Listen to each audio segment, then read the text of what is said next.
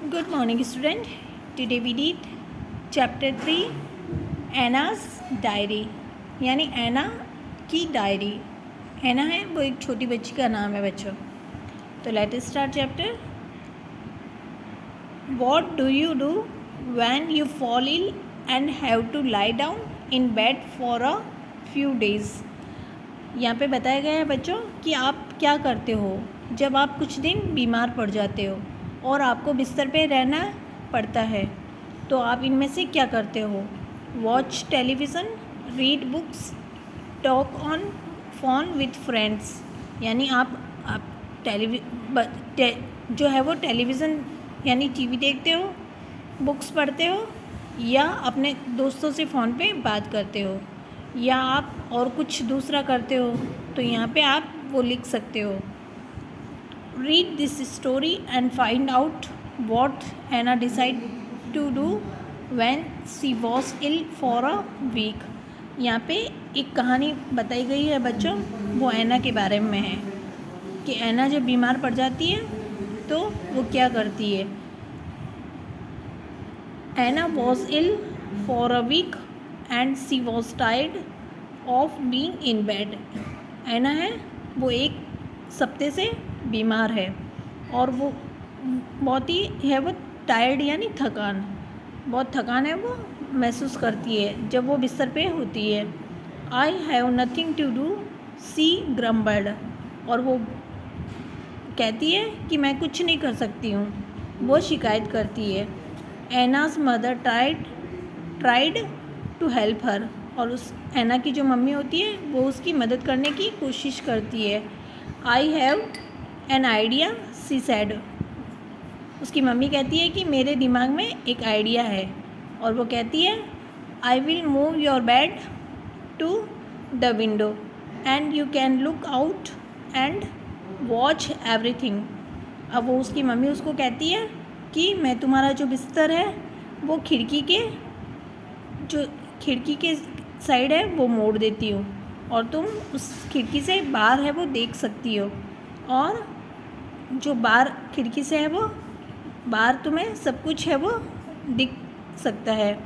When her bed was moved Anna could see the garden gate and right down to the post box at the corner.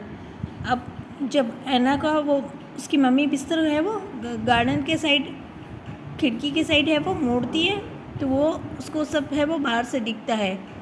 यानी वो देखती है कि उसको garden खिड़की से है वो बगीचे का जो गेट है वो दिखता है. और उस बगीचे के जो कॉर्नर में एक लेटर बॉक्स मतलब पोस्ट बॉक्स होता है वो भी दिखता है. पोस्ट बॉक्स यानी जो डाकघर होता है ना वो पोस्ट बॉक्स है वो भी उसको कॉर्नर में है वो दिखता है.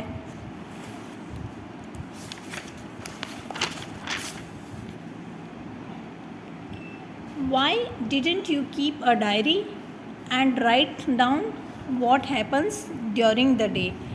यानी वो उसकी मम्मी उसको said her mother. उसकी मम्मी उसको कहती है कि क्यों नहीं तुम एक डायरी है वो लिखो और जो भी दिन भर में कुछ घटित होता है वो तुम उसको लिखो.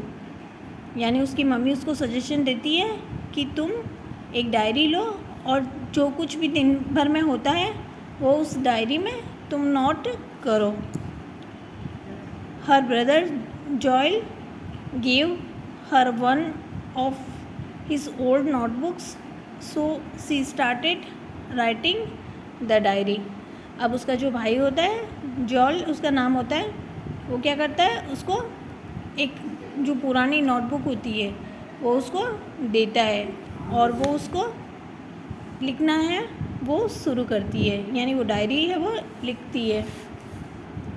That evening Anna read the diary to Joel she had written. और एक शाम एना है वो जो उस डायरी को पढ़ती है और पढ़ के उसका भाई जो जॉल होता है उसको सुनाती है कि उसने क्या लिखा।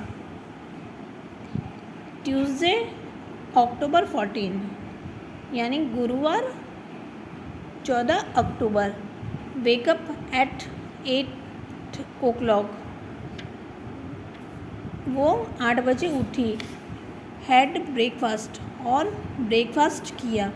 Mrs green cats enjoy climb a tree, जो मिसिस ग्रीन्स है, उसकी जो बिल्ली है, वो पेड़ पे चढ़ी। और mister Collin posted a letter, और मिस्टर कॉलिन है, उन्होंने एक लेटर को पोस्ट किया। हैड लंच, फिर बाद में उसने लंच किया। रीड अ स्टोरी, स्टोरी एक उसने स्टोरी पढ़ी। अ ग्रीन वैन, ये ग्रीन वैन जिसका ये नंबर लिखा हुआ है, called eight Mrs James house. 2 men took some furnitures away in it, took medicines, had milk। और उसने लिखा कि उसने एक स्टोरी पढ़ी और एक ग्रीन वैन, एक हरे रंग की जो वैन है जिस पे ये नंबर लिखा हुआ था, वो मिसेस जेम्स के घर आई। उसमें से 2 आदमी थे, उन्होंने कुछ फर्नीचर है वो वहाँ से लिया। और फिर उसके बाद में उसने क्या किया, मैं दवाई ली और दूध पिया। I am not very exciting is it जॉल। अब वो जॉल को बताती है कि ये तो काफ़ी अच्छा है, वो नहीं है, यानी रुचिकर नहीं है। एक्साइटिंग यानी रुचिकर। तो वो बोलती है कि इसमें तो ज़्यादा है, वो एक्साइटिंग नहीं है, बहुत बोरिंग है वो लग रहा है। आई टुक द वैन नंबर 2, मैंने उस वैन का है वो नंबर भी लिखा है। वेल सेड जॉल, जॉल कहता है कि अच्छा। Something more exciting might happen tomorrow, अब वो उसको कहता है कि आज तो ये तुम्हें अच्छा नहीं लग रहा है, लेकिन शायद कल है वो तुम्हें ये अच्छा है वो लगे। यानी जो कुछ भी घटित हुआ वो आज तो तुम्हें ज़्यादा अच्छा नहीं लग रहा है, लेकिन कल है वो तुम्हें शायद ये ज़्यादा अच्छा लगने लग जाए।